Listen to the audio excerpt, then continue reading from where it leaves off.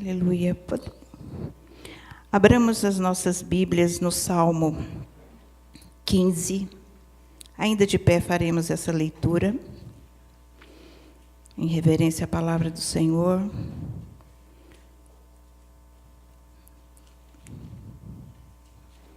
Salmo 15.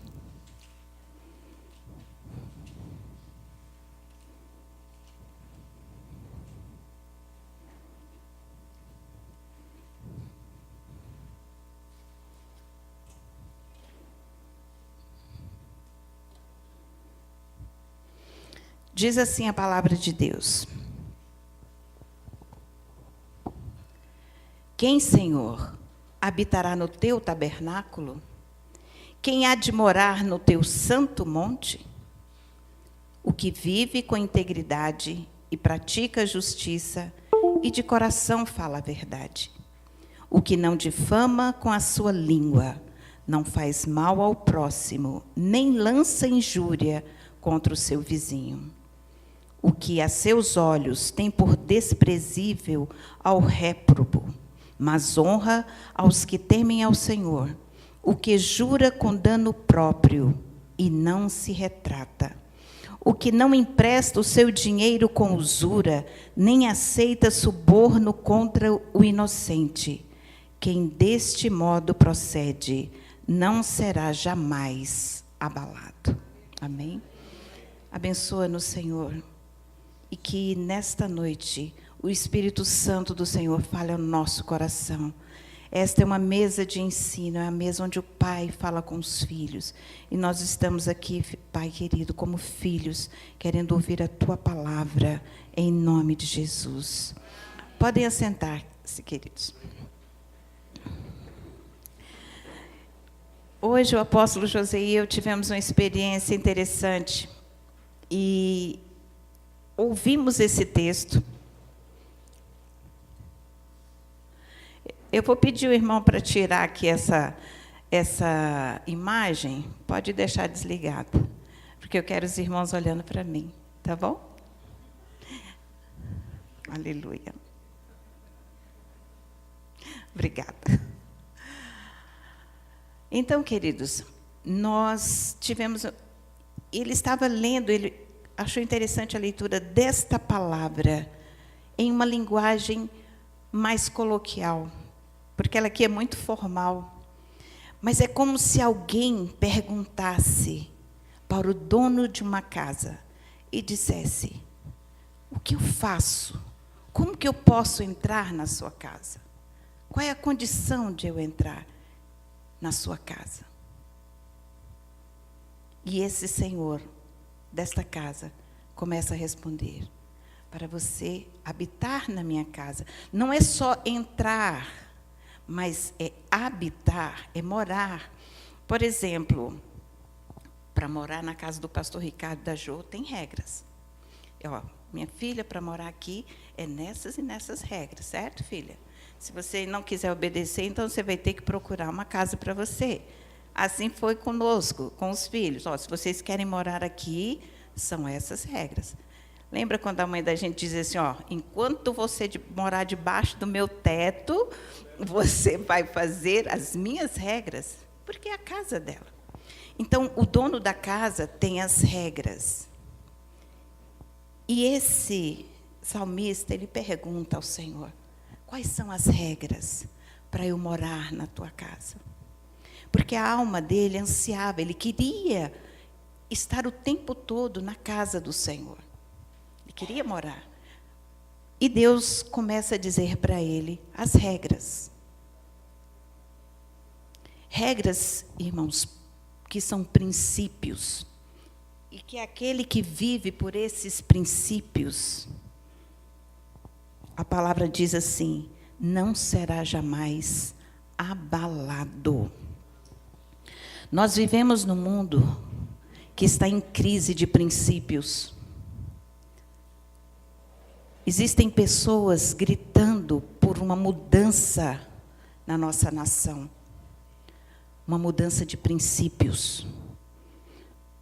Porque até então nós estávamos debaixo de princípios que afrontavam os princípios do Senhor.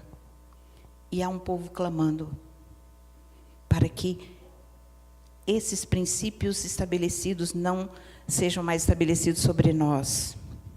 Nós queremos os princípios de Deus na nossa vida. E nós podemos ter os princípios de Deus na nossa nação.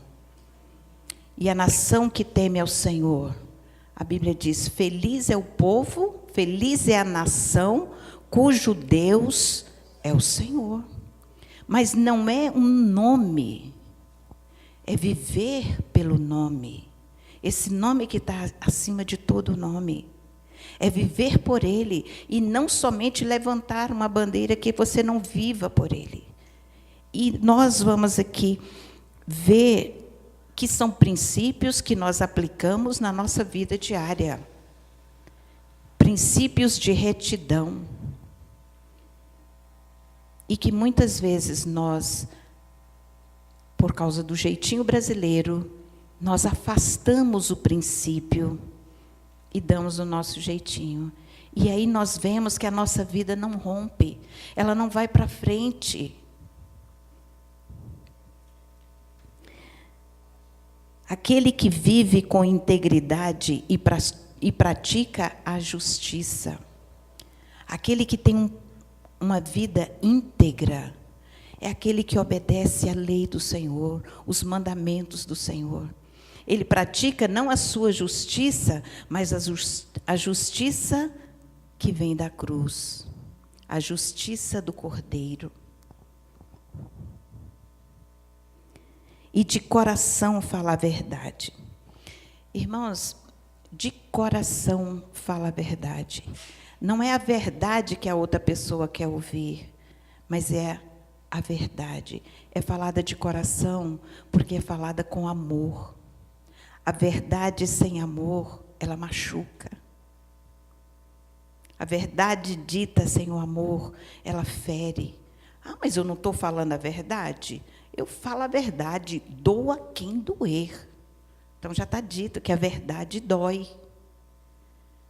Mas o Senhor nos ensinou a falar a verdade em amor. Falai a verdade uns aos outros em amor. O amor é esse amálgama que vai permeando tudo e vai unificando, mas vai deixando tudo muito bem assentado, sem ferir, sem magoar, né? E é um firme fundamento. Então, nós precisamos entender. E isso o Senhor está falando. Você quer habitar na minha casa? Então, seja assim. Não difame com sua língua. Não difame. E aqui nós temos alguns advogados, e muitas vezes a gente confunde injúria, difamação e calúnia. São institutos diferentes, parecidos, mas têm pesos diferentes, né? E aqui ele usa a palavra difamação. É você ferir a honra de alguém, imputando a ele uma conduta, ou mesmo que seja verdade, ou que não seja. Vou dizer, você diz que o fulano... vamos dizer, eu vou dizer assim, o apóstolo, o Joseí, ele é... Nossa, pai, não consigo achar que eu peguei a... Não. Aí, mas narigudo, é feio, né? E você imputa algo a ele que, embora seja verdade, mexe com a honra dele. É porque eu ia dizer algo e ia ficar meio assim estranho, né? Então, que era um exemplo muito clássico. Então, você chama uma pessoa por exemplo, de gay, e ele não gostar de ser chamado de gay, né? É verdade, ele é, mas você falar para o outro daquela situação dele, você está difamando aquela pessoa, né? E a fofoca, irmãos, ela é uma difamação. E ela é mal. E a fofoca é aqui, ó, é crime. Falar mal dos outros. Ainda que você saiba que é verdade, mas você não deve fazer isso. E o Senhor, ele fala tão claro, não difame com a sua língua. Então, você quer habitar na minha casa? Pare de falar mal dos outros. Ainda que a pessoa é chata, você sabe que ele é chato, mas não precisa você contar para todo mundo que ele é chato. Ore por ele, abençoe, declare coisas boas na vida dele. Porque senão, você não vai poder entrar na casa dele, no santuário dele. E não é uma coisa ou outra, é uma sequência de coisas que Deus está dizendo. Se você não tiver essas características, você não pode entrar na minha casa. E essa casa é a presença de Deus. Não é esse templo físico. Não faz mal ao seu próximo, mas procura sempre fazer o bem. E nós somos confrontados o tempo todo com essa palavra, por causa da nossa natureza, né? Nem lança injúria contra o seu vizinho. Sabe quando você xinga uma pessoa? Tem uns xingamentos que eu nem posso, minha boca não pode pronunciar. Mas tem aquele seu burro, seu isso, e você começa a injuriar. A injúria também é crime. Você coloca apelido na pessoa que traz a ele vexação, né? Então, nós precisamos. É o barrigudo, é o careca, é o barrigudo, é não sei o quê, né? É tudo isso. Porque o Senhor não quer que nós estejamos constrangendo ao outro. Então, na prática, bullying é pecado. Não é verdade? Está perdoado, Pai, em nome de Jesus.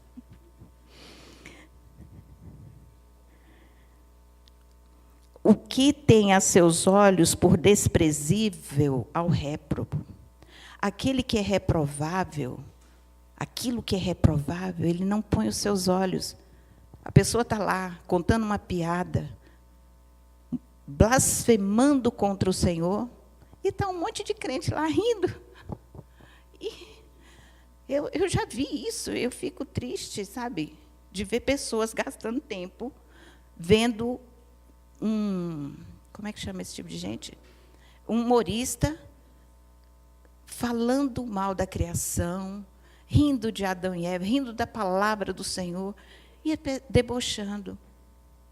Então, nós temos que ter essas coisas como desprezíveis aos nossos olhos. Isso não é aceitável diante do Senhor. Não é? E não só isso, o outro está lá humilhando o irmão. Não só essa foi só um exemplo. Qualquer situação semelhante, seja na televisão, seja na realidade, nós temos que ter isso por reprovável e não nos juntar àquele que está zombando do outro, que está, né, fazendo coisas erradas. Mas honra aos que temem ao Senhor. Então, aquelas pessoas que temem ao Senhor, que buscam viver uma vida de santidade, elas precisam ser honradas. Nós temos que considerar em honra, porque o mundo nos rejeita, mas agora, entre nós, nós temos que nos preferir em honra. Não é? Essa é a palavra do Senhor. Porque nós queremos habitar na casa do Senhor. Nós queremos a presença do Senhor a todo tempo. E eu vou concluir aqui. Só mais uma observação, porque eu acho isso muito importante. É aquele que dá a sua palavra e não se retrata dela, ainda que ele venha a ter prejuízo. É aquela pessoa que diz, olha, eu vou fazer por tanto o serviço. É aquela pessoa que diz, olha, eu vou fazer tal coisa para você, dia tal eu vou fazer. Ou qualquer outra situação em que você empenhou a sua palavra. Você não calculou direito, você vai ter prejuízo, mas você deu a sua palavra. Irmãos, eu vejo que hoje em dia as pessoas estão sem palavra. Antigamente, o homem não precisava assinar um documento. Porque quando ele disse, eu te dou a minha palavra, aquilo estava acabado. Isso não vale mais nos nossos dias. Se você fizer um negócio com alguém e somente com a palavra dele, você sabe que você vai ter problemas. E os tribunais estão cheios de problemas desse tipo. Mas o servo do Senhor, ele, quando dá a sua palavra, ele não pode voltar atrás. Amém? Vou convidar meu marido agora para concluir. Mais meia hora. Amém. Glória a Deus. Queridos, eu quero elevar agora o padrão, porque esse é um padrão do reino. Tanto o Salmo 15, quanto o Salmo 24, foram feitos por Davi, e esses dois salmos expressavam a preocupação de Davi, porque ele estava fazendo algo. Davi estava mudando alguma coisa na estrutura da adoração, não é? Nós conhecemos muito bem a expressão, o tabernáculo de Davi. Quem já ouviu essa expressão? Inclusive aparece em Atos 15, quando o servo Tiago, o apóstolo, ele fala que até que seja restaurado o tabernáculo de Davi. O que aconteceu? Davi, ele simplificou a questão do templo. Enquanto o tabernáculo ainda estava montado na região de Siló, não é? Davi, quando traz a arca de Obed-edom, aconteceu um episódio. Quando Davi traz a arca no modelo dos filisteus. Porque quando Eli e os seus filhos, tiraram a arca do tabernáculo e levaram para a guerra contra os filisteus, houve um barulho no arraial de Israel, que os filisteus borraram as calças. E eles ficaram com tanto medo e falaram, nós temos que nos empenhar, porque o Deus deles desceram. Só que eles só tinham um símbolo, que era a arca. Mas a presença de Deus não estava com eles. Porque Israel estava em pecado, principalmente os filhos de Eli. Mas os filisteus foram feridos com hemorroidas e tumores. Então eles fizeram 5 ofertas de hemorroida, eu não sei como é que eles fizeram isso, e 5 ratos, representando aqueles causadores de tumores, colocaram numa novilha, numa vaca, que tinha um bezerrinho, tá? Seguraram o bezerro, que era o teste, e a vaca, na carroça nova, foi levando a arca. Isso apareceu, a arca aparece no lugar de colheita chamado Bet-Semes. Os judeus veem aquilo, teve todo episódio. A arca ficou por um tempo num lugar e ela ficou depois na casa de Obed-edom. Davi teve a ideia de trazer a arca. Só que Davi usou o modelo filisteu, porque deu certo com os filisteus. Os filisteus fizeram uma carroça, botaram uma vaca, vamos levar a arca. Mas quando os judeus, Israel, faz o mesmo modelo de adoração dos filisteus, deu um probleminha. A vaca passou em cima de uma pedra, o carro tombou lá e tal, a arca foi caindo, e Uzá colocou a mão e morreu. Todo mundo fala mal de Uzá. Uzá não devia ter tocado. Não. Deixa eu explicar. Uzá é tipo de pessoas que preferem morrer do que tudo seja destruído. Eu vi um rabino explicando sobre Uzá. Uzá é o tipo de pessoas que Deus levanta para morrer no lugar de muitos. Porque se a arca cai no chão e ela se abre, babar o cachimbo de pau, todo mundo morria. Peça perdão porque você já falou mal de Uzá e eu também. Uzá, na verdade, ele se antecipou para salvar todos. Uzá é uma figura profética de Jesus, que morre no lugar de toda uma multidão. Ele toca no propiciatório.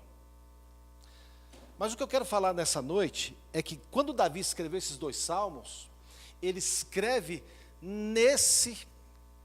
debaixo dessa atmosfera, quem vai morar? Quem vai morar? Quem habitará no seu lugar santo? Porque depois ele faz uma tenda muito simples e lá ele coloca a arca, e a arca era vista por todo mundo. Por isso que tinha adoração 24/7, tinha 24 horas de adoração ininterruptas, durante 7 dias da semana. O tempo todo, os levitas adoravam ao Senhor. E tinha o turno de Asaf, tinha o turno de Emã, e tinha o turno de Yedutum. Eram os turnos, e só podia ser guerreiro nesse turno, viu, gente? Por isso que eles foram retirados do exército. Porque para ser adorador, tem que ser guerreiro. Estão entendendo? Por isso que a gente começa um ensaio aqui 1 hora e termina não sabe que horas. Não é verdade? E aí ensaiando a mesma música, né, Henrique? Fora o que a gente já ensaiou em casa. E nós vamos chegar no 24/7. Amém? Pensou o dia que a gente estiver aqui? Ei, irmão Antônio, 24 horas o som cantando aqui, irmão Antônio. Pode? Ótimo, então tá bom. Pois bem, agora voltando ao texto, eu quero elevar o nível, porque o Salmo 15, ele é um salmo que aponta para os que buscam a semelhança de Jesus. A apóstola Lúcia falou que para entrar nessa casa, tem alguns princípios, que são os princípios do reino. Só que a primeira palavra, ela tem um significado poderoso. Na sua Bíblia está habitar, é isso mesmo? Quem, Senhor, habitará no teu tabernáculo? É isso que está na sua Bíblia? E quem morará no teu santo monte? Pois bem, a palavra habitar, diga comigo, gur, significa alguém que se prepara para habitar, alguém que se veste, se arruma para uma habitação temporária. Eu vou explicar isso aqui. O gur é o seguinte, é como se eu botasse a roupa de domingo para fazer uma visita, mas não é uma visita qualquer, é uma visita solene.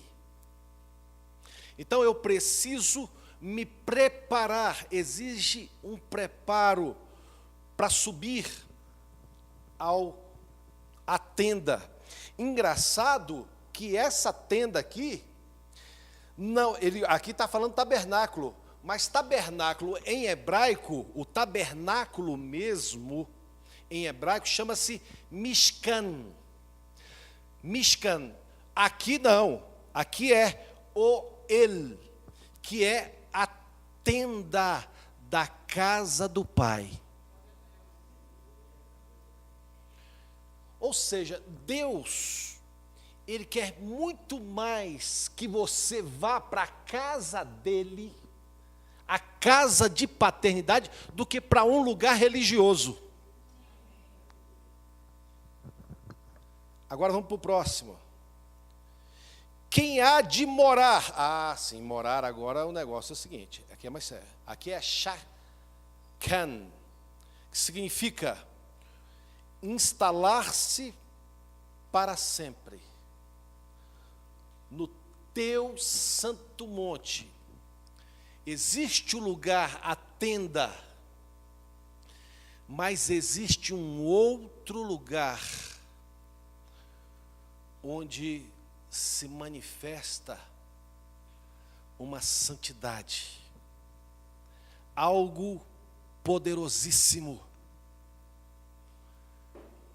E este lugar não tem como você ir com a sua semelhança, porque esta palavra, shakan, esse é o lugar dos filhos. Só pode subir nesse santo monte quem faz parte da família. O Salmos 15, ele fala daqueles que se tornaram semelhantes a Jesus.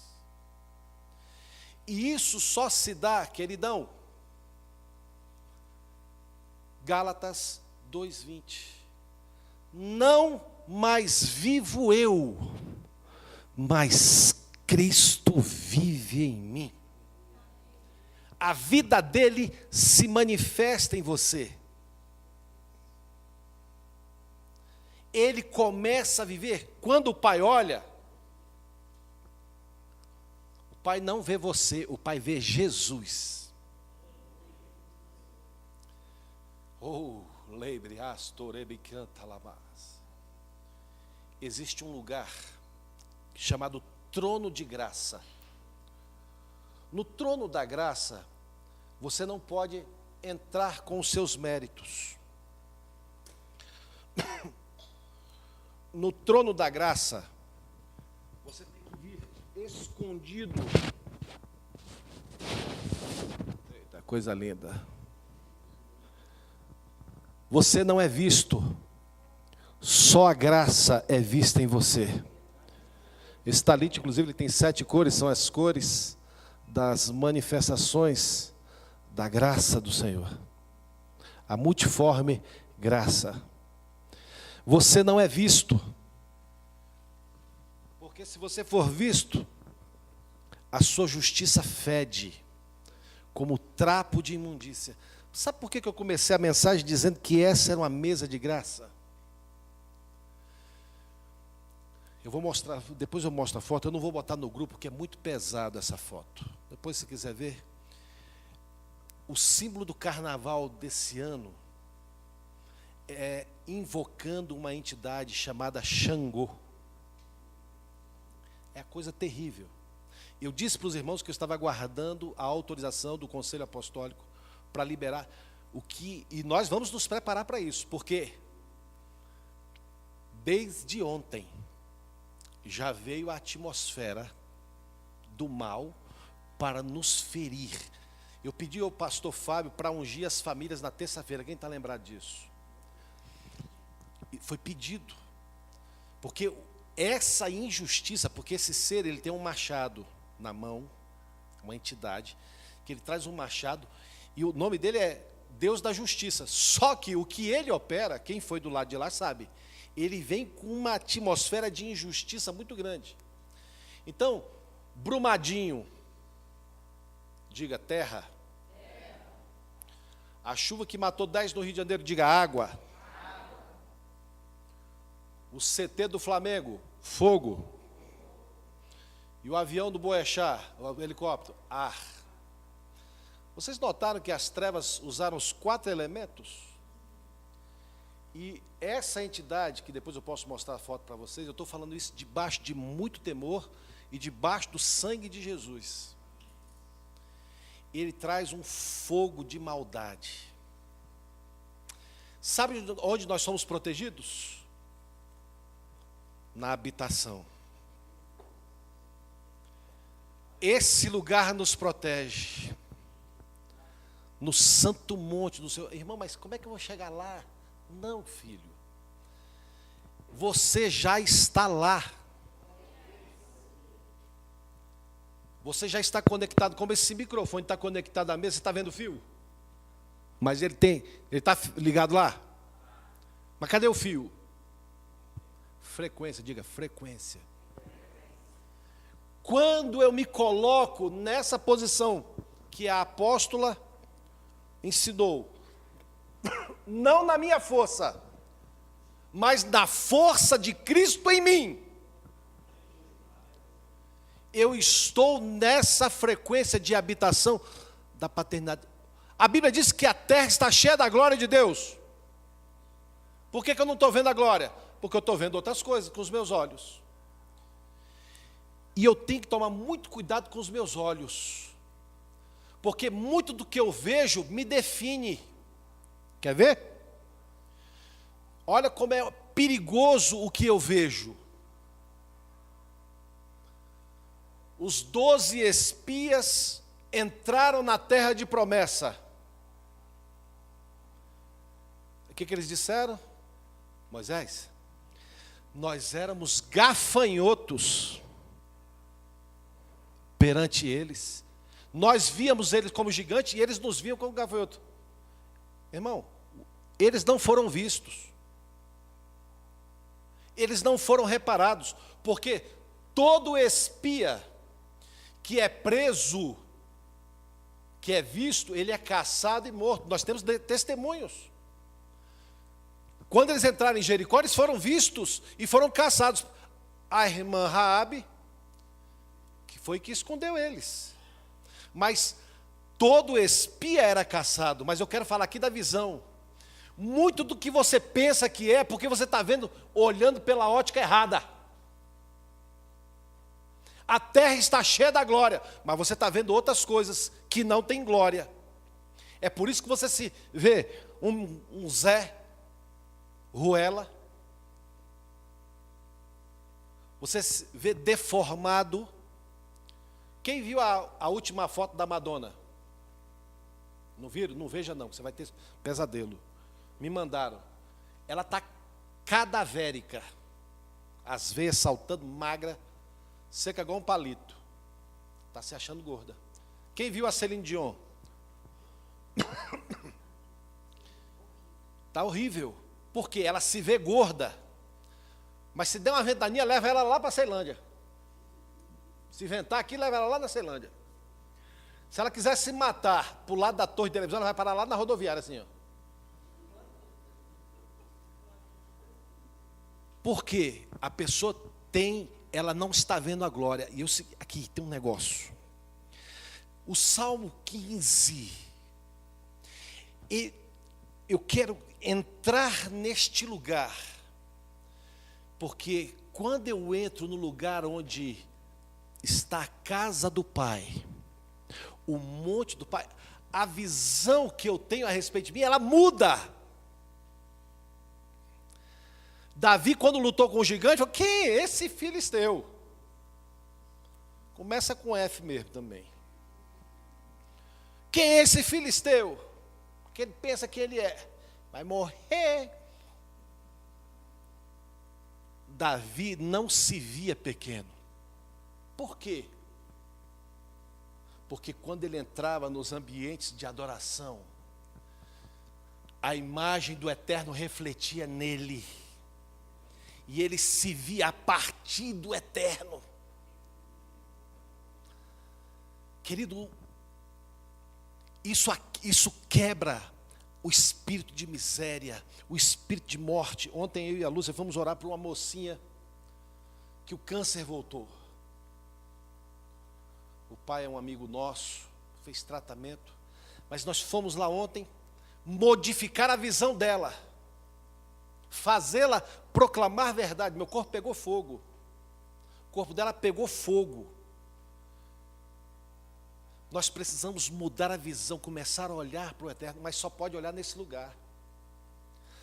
E aí tem os requisitos. E os requisitos precisam ser a semelhança do Cordeiro. Eu disse que esse ambiente era um ambiente de graça. Porque esse ser que levanta esse machado, ele vem para te acusar principalmente do seu passado.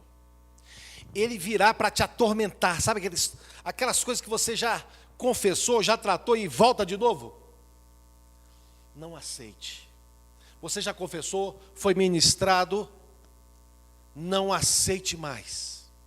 Não, eu já fui ministrado, o Senhor já me perdoou. Eu já confessei, já fui tratado pela obra da cruz, eu não aceito mais. Faça o inimigo calar a boca. Apresente o sangue de Jesus. Olha, esse pecado eu não posso ser mais acusado por ele. Jesus já me purificou. Fora da minha vida. Fora da minha mente. Amém? Glória a Deus. Eu falei que hoje era uma noite de milagre, não falei? Esse é um milagre que o Senhor quer operar na sua vida. O Senhor quer mudar a sua visão. Pare de olhar para gigantes. Pare de se sentir um gafanhoto. Você é filho do Todo-Poderoso. Você é filha. Comece a subir nesse monte. Comece a habitar. Está gravando, Romulo? Eu conheço umas criancinhas que ficam alguns dias na casa de uma outra família, e essa família deixa essas crianças serem influenciadas por imagens negativas. Então, quando eles chegam na segunda na casa dessa outra família, essa outra família bota para cima,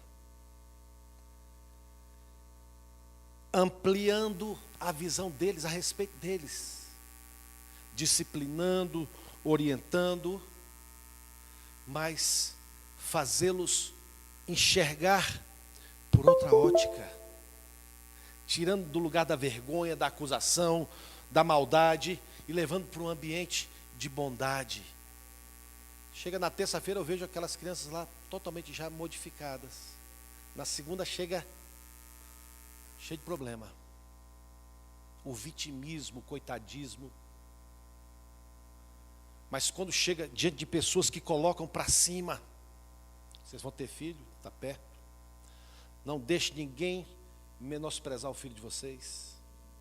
Eduque, ensine, use a varinha da correção, desde pequenininho, pode usar. Uma varinhazinha assim, pequenininha, por menino, porque menino mal educado, a culpa é do pai e da mãe. Eu lembro quando eu chegava nas festas de aniversário, minha mãe falava assim: se chegar perto da mesa, eu lhe quebro. Eu vi os outros meninos tudo lá perto dos beijinhos, eu gostava de beijinho, gente. Eu via beijinho, e lembra aquele bolinho feito de leite ninho? Quem lembra? Faz para mim, gente. Faz. Eu preciso de uma cura interior na questão desse, porque muitas vezes quando eu chegava, e só tinha 14, 15 bichinhos daquele, quando nós chegava. Então até uma cura que os irmãos, se quiser fazer para mim, me curar, eu aceito. Tá? Hã? É aquilo, aquilo é muito bom. Eu até beber água que a boca. Porque nunca mais fizeram isso nas festas de aniversário. Que é outra coisa que eu queria falar sobre isso. Quando fizer, faz aqui também. Pois bem, eu quero orar com você agora. Eu quero fazer você entrar. Hoje é um dia de descanso. Shabat é um descanso. Ah, eu não estou fazendo nada, irmão, estou descansando. Não. Lave a louça da sua mãe, arrume o carro do seu pai, arrume as roupas, não tem problema.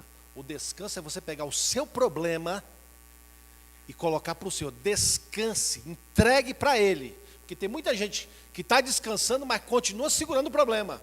Ei, não segure o problema, entregue para o Senhor. Entregue o seu fardo para Ele. Entregue a sua dor. Meu amigo, o apóstolo, perdeu o pai dele esses dias. Ele falou: a dor está muito grande. Eu falei: eu sei, meu irmão. E você é o único que pode me aconselhar. Porque você perdeu sua mãe. Eu falei: não perdi minha mãe não, irmão. Minha mãe está lá na glória, achadinha lá, diante do Senhor, cantando louvor. E eu vou lá encontrar com ela. E seu pai também, já deve estar lá perto da minha. Ó, os apóstolos lá, ó. Falei, entregue essa dor para o Senhor. É que o pai dele ligava todo dia para ele e repetia a mesma coisa. Botou óleo no carro, todo dia, botou água no radiador, fez isso. Ele falou, estou 2 dias sem ouvir meu pai. Eu falei, então vou ligar para você, vai dizer, já botou água no carro?